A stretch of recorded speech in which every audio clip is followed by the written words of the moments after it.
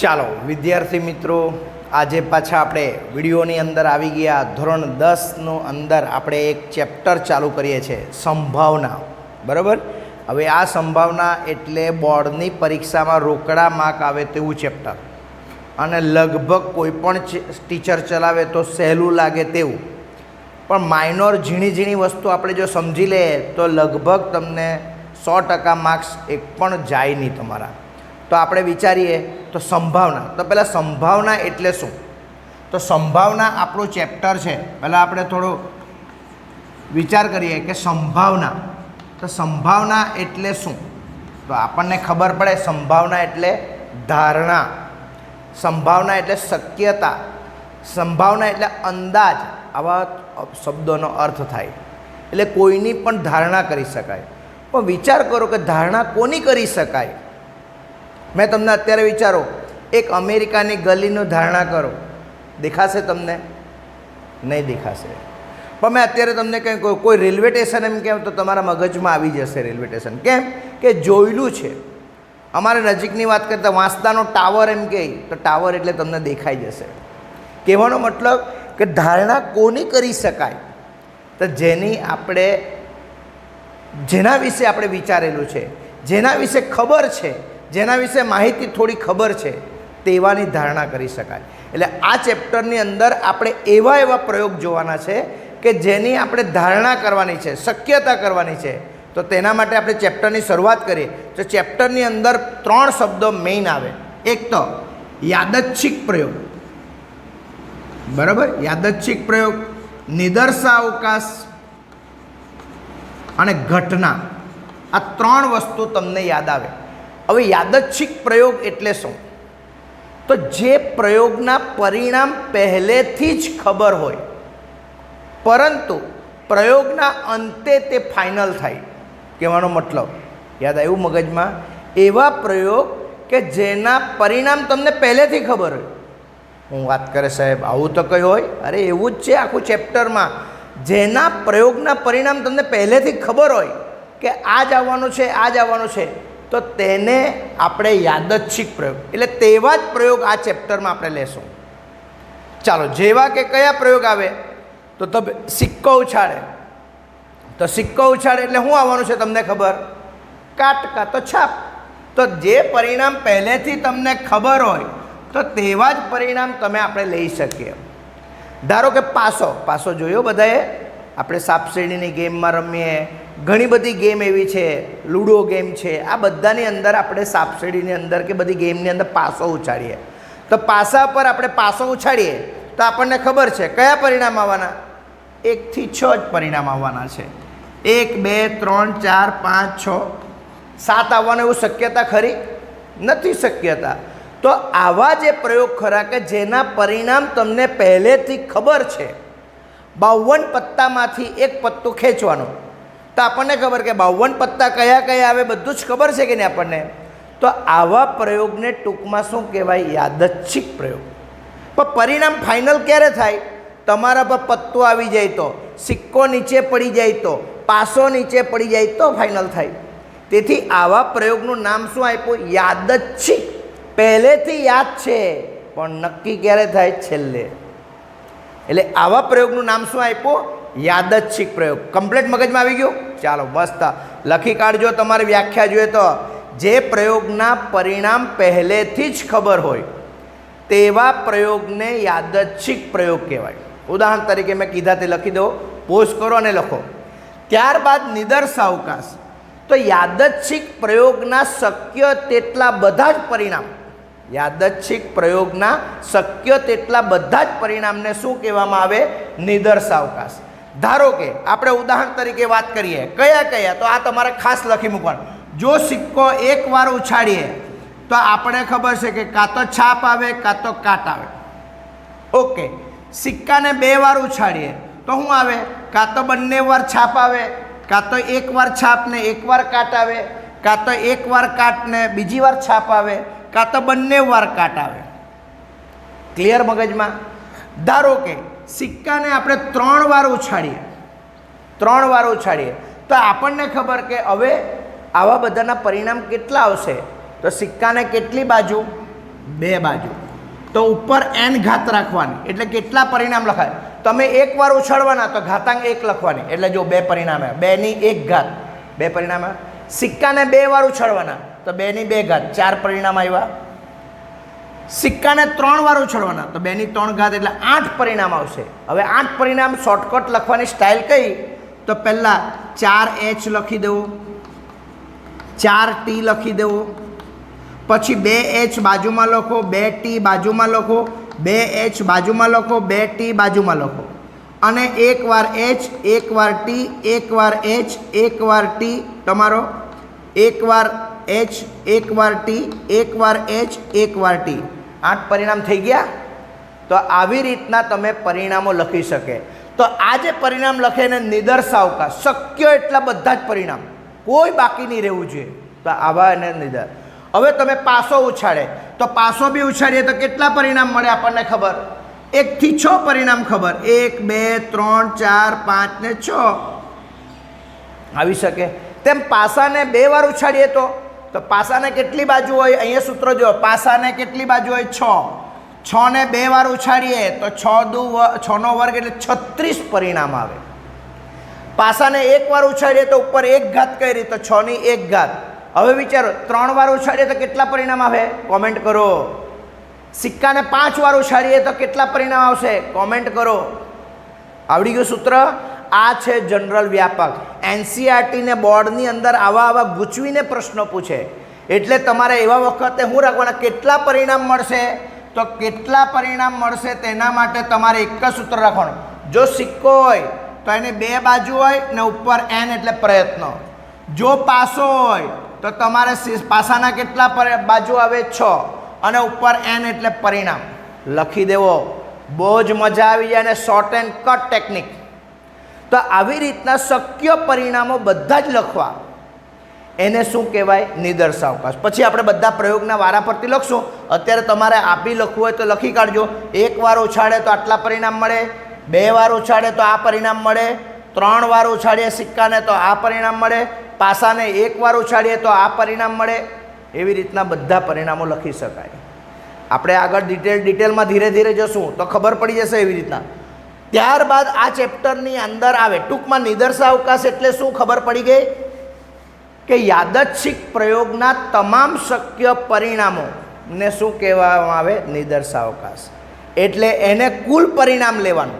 આ નિદર્શાવકાશના જે પરિણામ આવે ને એને કુલ પરિણામ લેવું. યાદ રાખજો, એને કુલ પરિણામ લેવું.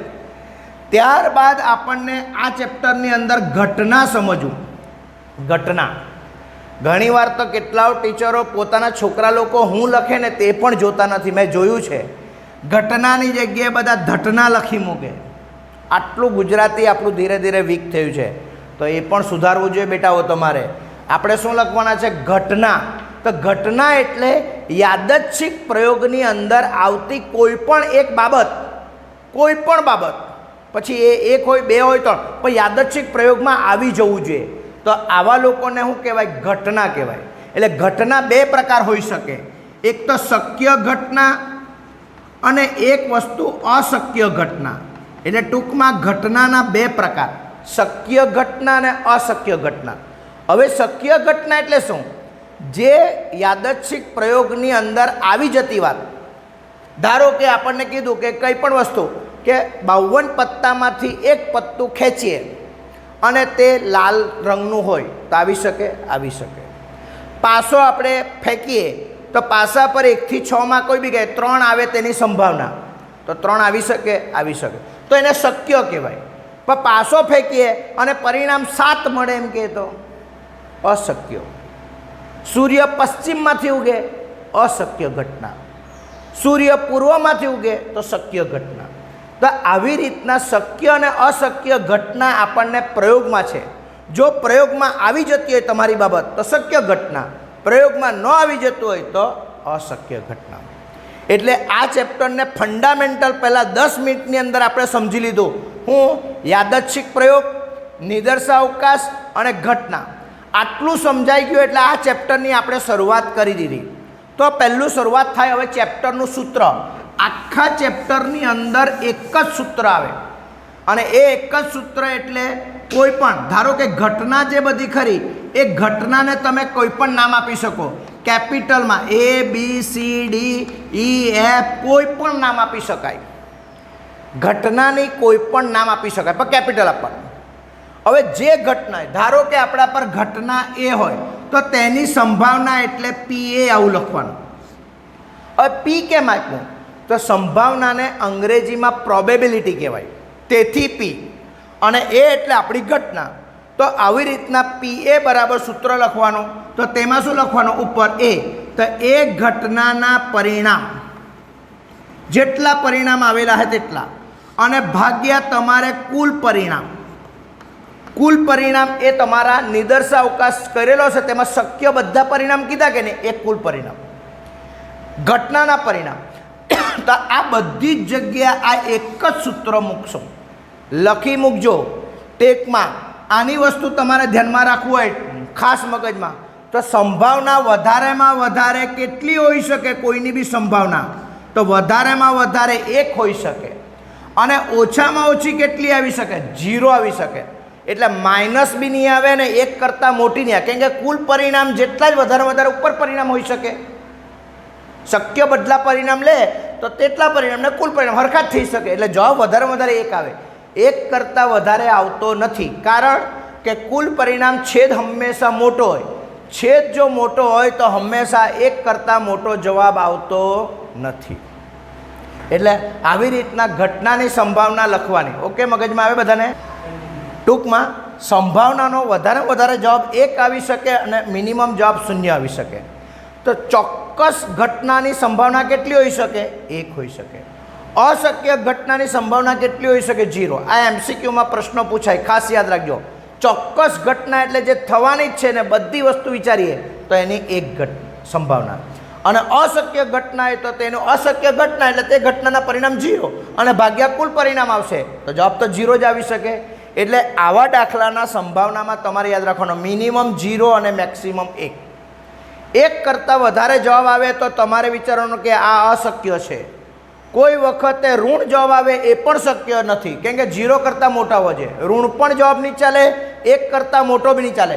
ધારો કે કોઈની આપણને કહે કે સંભાવના 3/2 એમ કહે તો અશક્ય. કોઈની સંભાવના -1.5 એમ કહે તો અશક્ય. કેમ? માઇનસ નહીં ચાલે અને 1 કરતાં મોટા નહીં ચાલે. ક્લિયર? સંભાવના ચેપ્ટરની અંદર ફંડામેન્ટલ ખબર પડે, સૂત્ર ખબર પડ્યું. હવે કોઈ ઘટના તમારે વિચારો કે આ ઘટના ન જોઈએ. ધારો કે આ જ વસ્તુની અંદર આપણે એમ કે ઘટના એ ન ઉદ્ભવે તેની સંભાવના. તો યાદ રાખો, ન ઉદ્ભવે એટલે તેનો આપણે ડેશ લખવાનો. એટલે કે ઘટના એ ન ઉદ્ભવે એટલે એ ડેશ કર્યો. તો ત્યારે તે શું કરવાનું? તો કુલ સંભાવના આપણને ખબર પડી કેટલી આવી? 1 આવી. તો આપણે એ ઘટના જે હશે તેની સંભાવના કુલમાંથી કાઢી નાખવાનો. તો ઘટના એ જો આપણે 1માંથી કાઢી નાખીએ તો બાકી શું રહી જાય? ઘટના એ ન હોય તે રહી જાય. એટલે આપણને તે જ જોઈતું હતું, ઘટના એ ન ઉદ્ભવે તેની સંભાવના. તો આપણે ઉદ્ભવે તે કાઢી નાખીએ, તો કુલમાંથી ઉદ્ભવે તે કાઢી નાખીએ તો બાકી કોણ રહી જાય? ન ઉદ્ભવે. તો અહીં એક આ ઇમ્પોર્ટન્ટ સૂત્ર MCQ માટે બન્યું, અને એનું બીજું સ્વરૂપ લખીએ તો PA અને PA ડેશ આ બંનેનો સરવાળો કેટલો થાય? 1 થાય. આવ્યું મગજમાં બધાને? ધ્યાનમાં રાખશો. PA અને PA ડેશ બરાબર કેટલા? 1 થાય. તો આવું સંભાવનાનો ફંડામેન્ટલ છે. અને આ ચેપ્ટરની શરૂઆતમાં આટલું આવડે તો જ તમને ચેપ્ટરના દાખલા સ્ટાર્ટ થશે. બહુ સહેલું છે ચેપ્ટર, અને આ ચેપ્ટરમાં આટલી જ થિયરી છે. તેથી આ થિયરીને વારંવાર જુઓ અને સમજો. સર શું કહેવા માંગે એને સમજો, પછી આપણે દાખલાની શરૂઆત કરીએ. એટલે ચેપ્ટર 2 જ લેક્ચરમાં પૂરું એમ કહે તો ચાલે. તો આટલું સરસ મજાનું ચેપ્ટર છે ને બધા પ્રયોગો આપણે લખશું વારંવાર. અને કેવી રીતના દાખલા ગણવાના, એક જ સૂત્ર છે. કોઈ પણ ઘટના, અહીં ઘટના એ જ હોય એવું જરૂર નહીં મળે. તમે ઘટના અહીંયા ઈ લખો તો P બરાબર શું લખવાનો? એ ઘટનાના ઘટકો લખી શકાય, પરિણામ બી લખી શકાય, અને નીચે કુલ પરિણામો અથવા કુલ ઘટકો બધું જ ચાલે. પહેલા જમાનામાં અમારા ટાઈમની અંદર સ્કૂલની અંદર સંભાવના બરાબર ખાલી લેતા R/n લેતા. તેમાં R એટલે શું તો ઘટનાના ઘટકો અને n એટલે કુલ ઘટકો, બસ આટલું જ સમજતા. એકવાર લખ્યું પછી આખા ચેપ્ટરમાં જરૂર જ નહીં મળે, ખાલી આ જ સૂત્ર લખવાનું R/n. તો R એટલે કોણ? ઘટનાના ઘટકો, n એટલે કુલ ઘટકો, ચાલતું. હવે નવા જમાનામાં થોડુંક તમારે એકવાર સૂત્ર આ ચેપ્ટરમાં દરેક દાખલામાં મૂકવું પડે. જે ઘટના લેવાના તે ઘટના A લેવો, B લેવો, C લેવો, D લેવો, E લેવો, F લો, ગમે તે લેવો તે ચાલે. સમજ પડે? તો આને સંભાવના કહેવાય. બહુ સરળ ચેપ્ટર છે, એટલે આપણે 50% એમ કોઈ જોઈ તો ચેપ્ટર કમ્પ્લીટ કર્યું કહેવાય. અને બાકીના દાખલાના કેવી રીતના જોઈએ તો આનો ભાગ 2 જુઓ તો ખૂબ જ મજા આવી જશે અને આપણે દાખલા ગણીશું બધા. ઓકે, ત્યાં સુધી બાય બાય.